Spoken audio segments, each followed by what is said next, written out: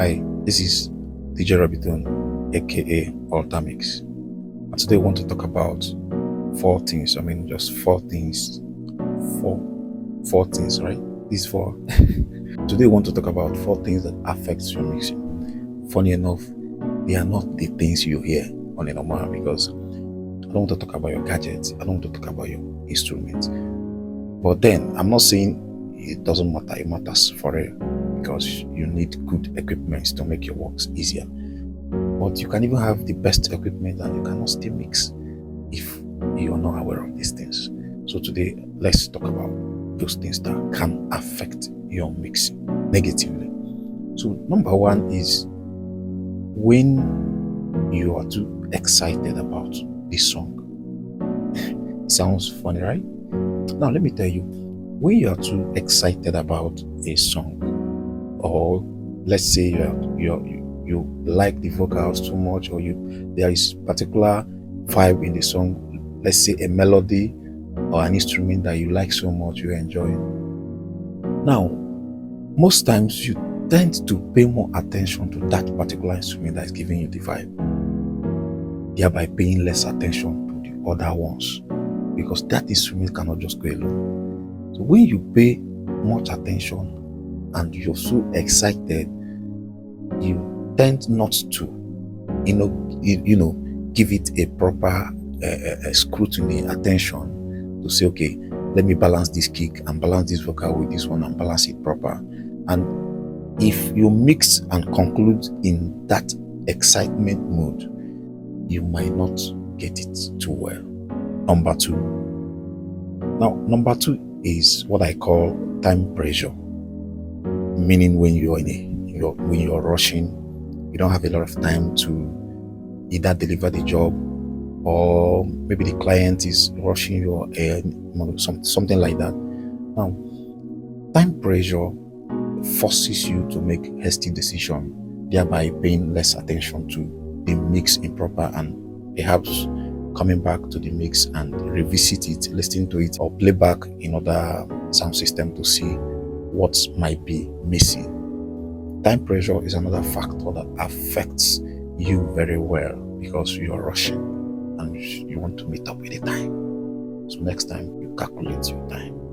Well, number three is when you're high on substance. You know what I mean, right? When you're high on substance, like some of us that do take one or when you're high on a substance, be it alcohol, marijuana, or any of them, you just need to learn your system and how it affects your hearing, because some substance tends to blur or heighten some frequencies. Now you begin to perceive more of a certain frequency more, or it blurs it that you don't hear it more. You need to know what highness does to your brain and how it affects your mixing decision. Now, for some people that when they drink alcohol, it will blur their judgment around 2 to 3K areas. Making the right decision within those areas becomes difficult for them. And sometimes when you're too high, you enjoy a louder sound, and when you're mixing too loud, mistake is inevitable because you will suffer your ears at a long period of playing too loud. Number four, before I continue, don't forget to subscribe to my channel and give us a thumbs up so I can encourage what we're doing. Number four is when you're not taking enough breaks. When you're mixing for too long,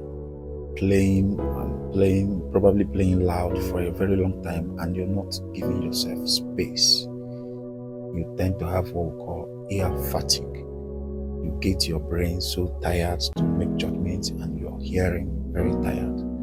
So it's always good to play, enjoy, and rest. Even if you're going to discuss, go outside and discuss, or just find a way to distract yourself from the moment and come back. Trust me, you will notice something. You will be like, how come I didn't know that this was here? I also experience it sometimes, and few of my good producers as well have experienced it. Now, how do you overcome all this? Number one, like I said, take regular breaks. Number two, then collaborate with others for feedback.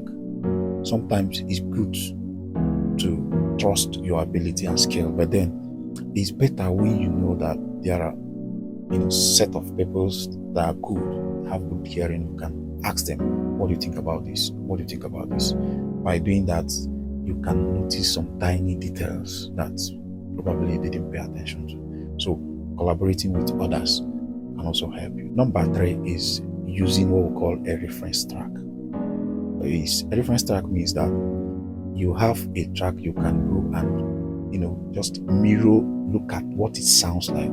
But then choosing a reference track is dependent on the genre of song you're doing. So you have to choose something that's close to the work you're doing.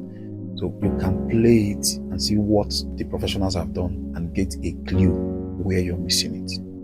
And the last, stay away from the mix and come back with a fresh ears. That is giving a break pro max. That's what I call it. And that's all we have for today. Don't forget to comment. Tell me what you feel. Ask any questions. And probably tell me what you think I should talk about next time. Catch you. Cheers.